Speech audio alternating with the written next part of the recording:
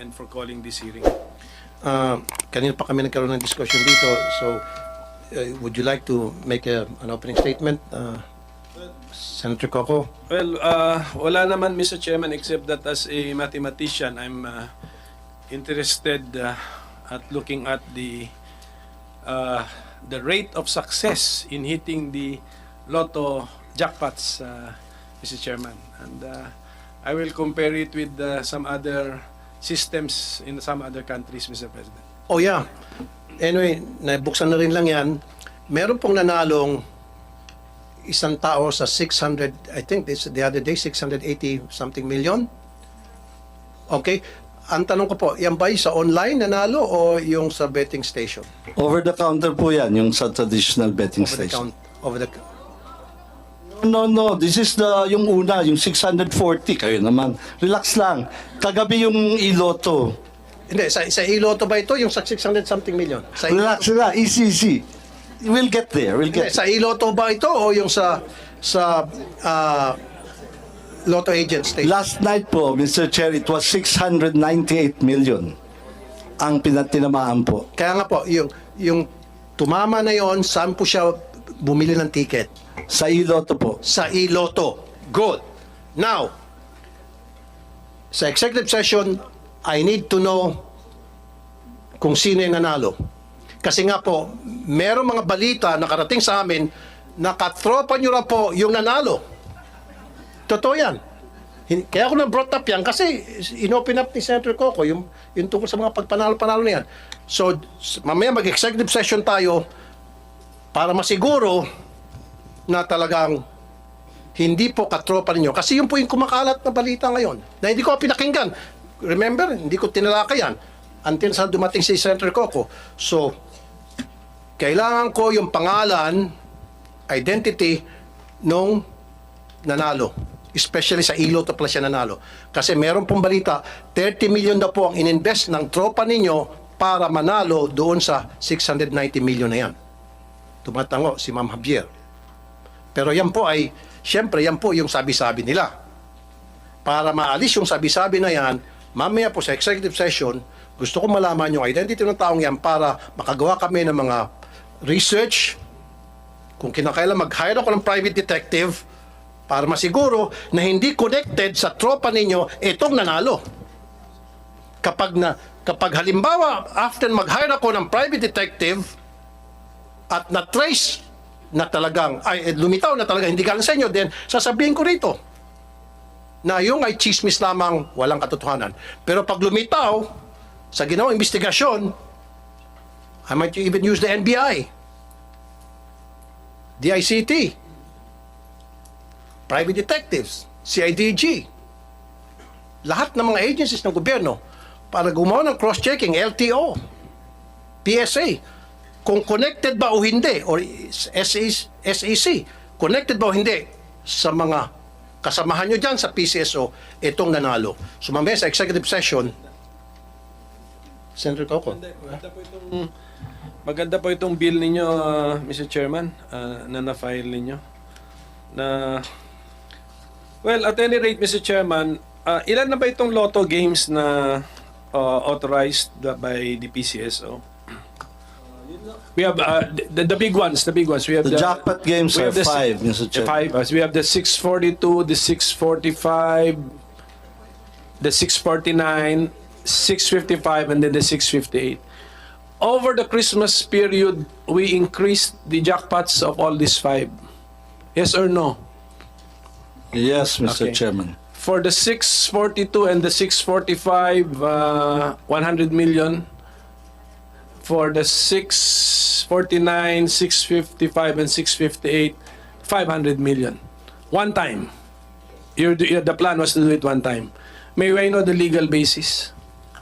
We are allowed to, we have a prize fund, Your Honor, prize fund reserve, and we are allowed to use this to spur the sales para magawin natin exciting and inviting yung game.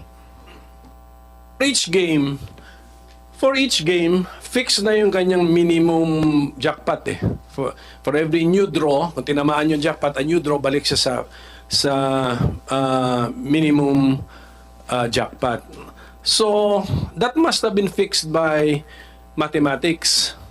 The probability of hitting 642 is ilan ba? 1 in 9 million? Basta, okay, and then that's why it deserves a certain jackpot. So when you made the jackpot all of a sudden 100 million, but the odds did not change, are you allowed by law to do that? The board is allowed, Your Chair, Mr. Chairman. That's why we have the prize fund reserve. It's precisely for this purpose. How is it stated in the law? We have a prize fund reserve for the purpose of... Make it, it's just the discretion of the board to add to the jackpot. add into the jackpot. Yeah.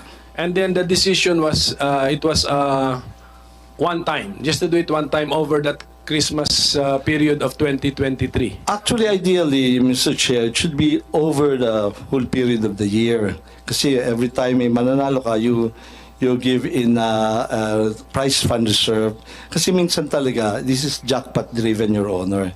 People bet because of the jackpot. So kung mababa ho, medyo matamlay po, that is the time when you pump in the prize fund reserve. What is the tenor of the board resolution that you will enhance the jackpot one time or... One time po, yung ginawa namin for December so for one time. Because, Mr. Chair, at the end of the year, that will become dividend and will be reverted back anyway to the Bureau of the Treasury as dividend. So, might as well, we have decided to make the games more exciting. Yeah, if you want to repeat this, you need to pass another resolution. Yes, Your Honor. We have to go back to the Basta- board. Basta klaro yan. Okay. And then for the information of the public, yung mga increased jackpots po natin na 100, 100, 500, 500, 500, so a total of 1.7 billion pesos, tinamaan na po lahat. Yes, Your Honor. Okay. In less than a month. Within a month, Your Honor. Yes, within a month. Opo. Okay, so we're stating facts, Mr. Chairman. Facts lang ito. Yun nga, Senator Coco, nakakapagtaka nga. Marami nagtataka, siyempre, especially yung mga mananaya na ang bilis na manalo ngayon sa PCSO, especially na the fact na hindi naman pwedeng sabihin kung sino yung mga nanalo, pwede naman nila itago. Plus, pagdating po dun sa online, sila naman may control ng computer system na yan. So, madali na nilang i-hocus-pocus. Yun po yung sinasabing hinaing ng marami mga mananaya. So, I think the PCSO is at liberty to reveal to us na yung in-increase na po yung mga jackpots, in all those games, available na yung online betting. Yes, Your Honor. Kaya, meaning to say, when si 642, ang minimum niyan, and what's the usual minimum ni 642? Or maximum jackpot pala? 5.9. Minimum ba? 5.9 po, Mr. Chair. Bakit talanganin? Hindi, yung published... Singit lang. Yes. Okay. Yung sabi niyo this December, tinamaan yung 642, 649, 645, 655. Are these all from Iloto? Hindi po. Last night lang po yung iloto. Ilan po yung tumama sa Iloto out of this 1, 2, Isa lang po yung kagabi lang po. kagabi lang? Okay. What game? What game yun? Yung kagabi? 6:55. 655. 600 million kasi yon, Senator Coco. Quick na lang, Senator Coco. Okay. Etong picture na ito, very controversial ito ngayon sa social media. Edited daw ito. Yes, Your Honor. Edited. Bakit kailangan i-edit? We have to protect the identity of the winner. Meron po nagreklamo sa amin one time, we covered the face, yung damit naman po ay nakilala. So, nagreklamo siya, sana naman daw po, wag ipakita naman po yung damit. So, yan po ang reason niyan, and I agree, it's a very poor editing, pero the objective is to conceal the clothing na ma-identify sa kanya. So, ibig sabihin, so inamin nyo, inedit to, pinalitan yung clothing. Opo. bakit kinakailangan palitan ang clothing? Again, part po yan ng pag-conceal kasi na-identify po yung damit. For example, kung at that day, yung mga kapitbahay po uy, yun yung suot niya, ganyan. Or kung nakapag-selfie siya, meron yung pong nagreklamo sa amin, favorite clothes daw kasi, kaya nalaman siya. So, Your Honor, if there is something to apologize, it's the poor editing. But I think it has served its purpose of concealing the identity, Your Honor. So at least inamin nyo, ayan, marami kasi mga nagtatanong, nagsabi, purang pagka-edit. We're So sorry, inamin nyo, we're not very good at editing the clothes. Pero yung tao hindi edited. Hindi po, totoo po Tunay na yan. tao to. Tunay na tao po yan. Okay. So kaya sabi ko